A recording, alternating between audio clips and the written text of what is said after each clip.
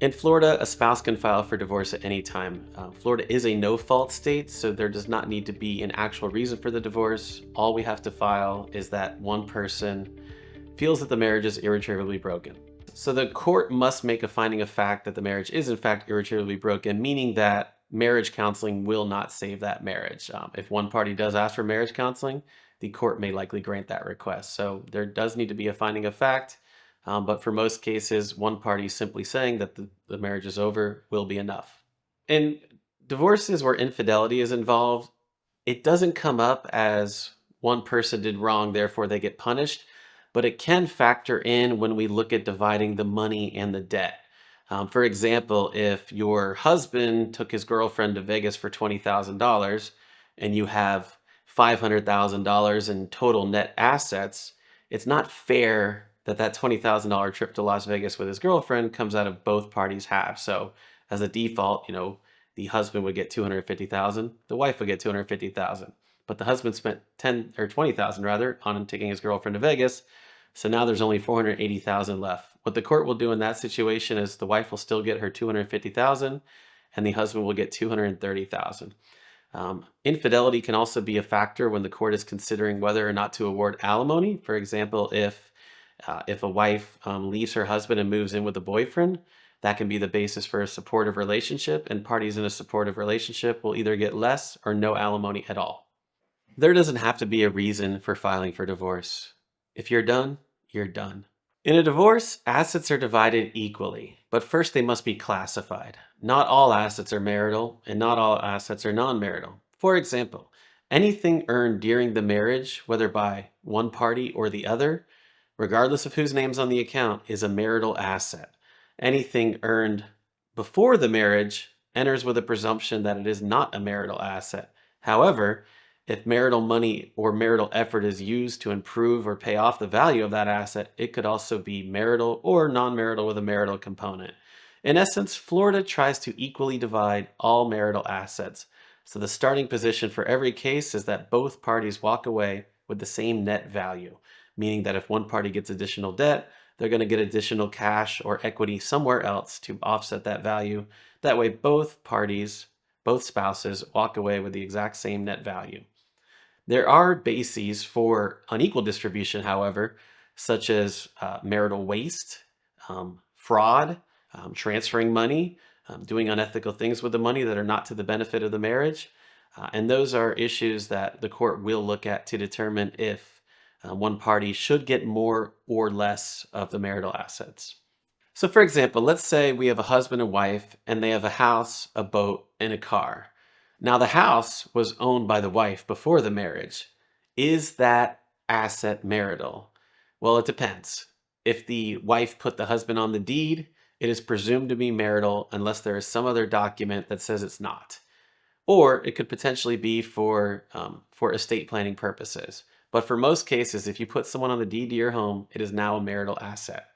However, even if if the other person is not on the deed, for example, let's say the mortgage is paid down, then the Florida courts will apply what's called a CA analysis to determine what portion of that non-marital home is marital.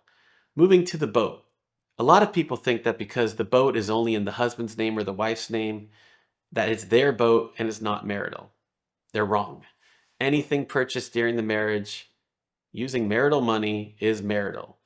And then let's look at a car. Same thing.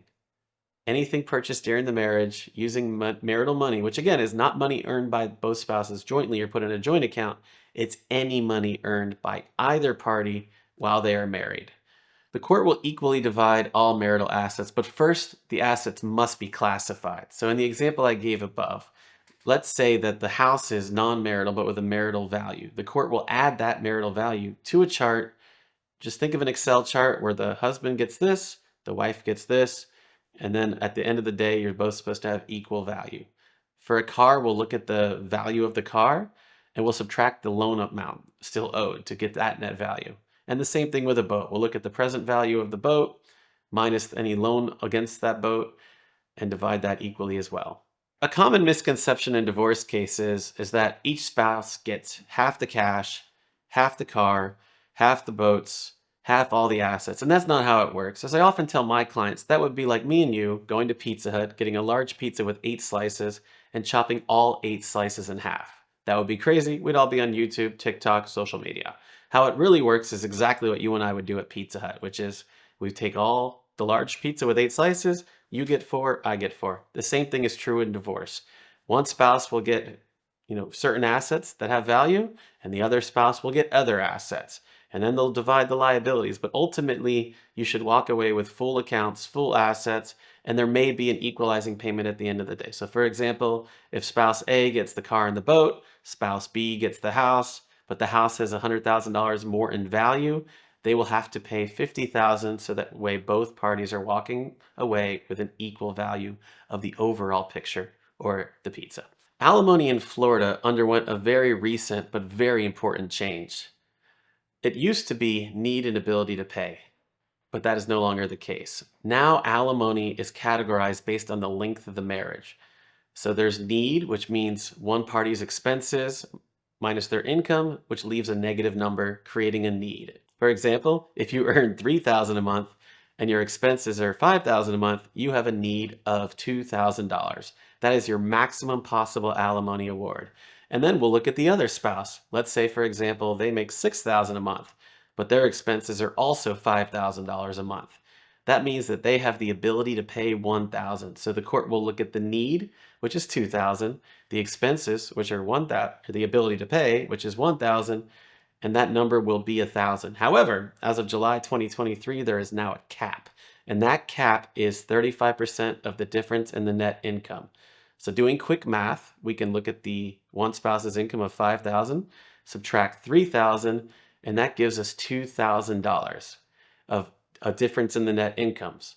So the cap, applying the 35% cap to it, is $700 total. So even though the need is $2,000, the ability to pay is $1,000, the maximum the court is allowed to award is $700 per month, based on the statutory cap of 35% of the difference in the net income. Now, a lot of people ask, well, how long will I get alimony for? Alimony is based on the duration of the marriage. So in Florida, a marriage from 3 to 10 years is a short-term marriage.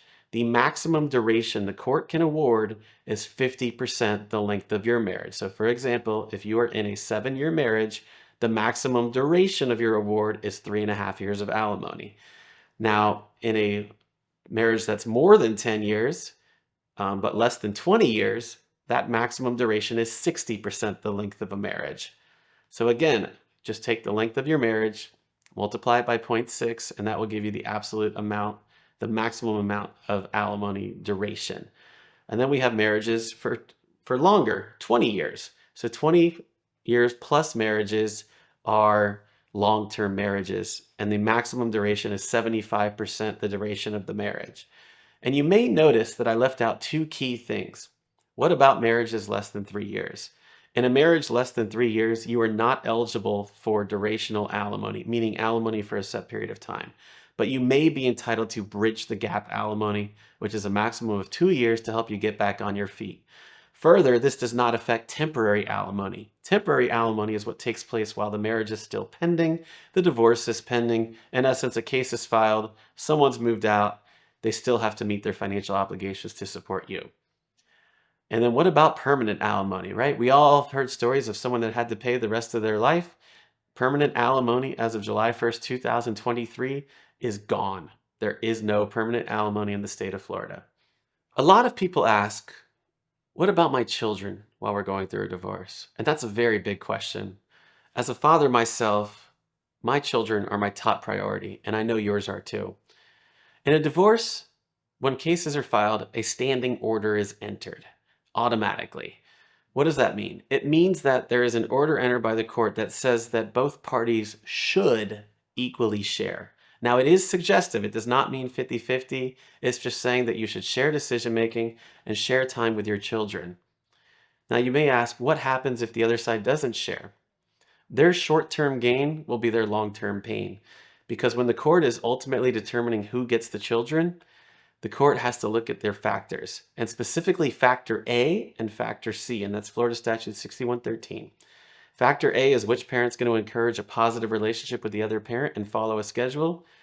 And factor C is which parent's going to put the children's needs above their own needs. If you have a spouse keeping your children away from you, it's okay. It will take time.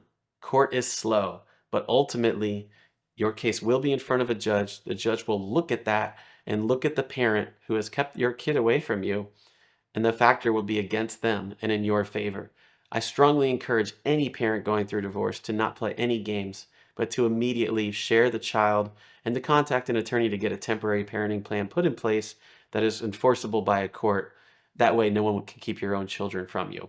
In addition, there's been a lot of questions about, I read that the new law is 50-50. Does that mean I'm automatically getting 50-50 in Florida?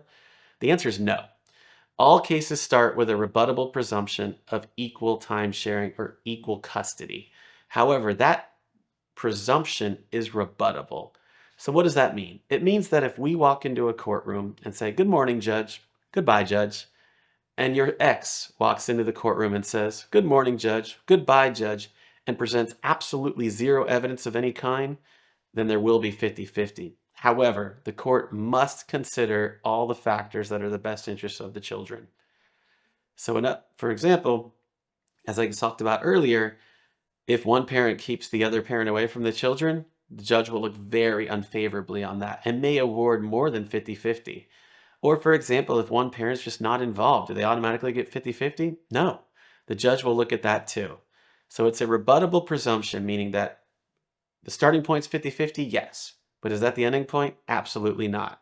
It is up to you and your spouse to prove to the judge why they should have more than 50-50, and that will ultimately determine what kind of schedule your child or children have.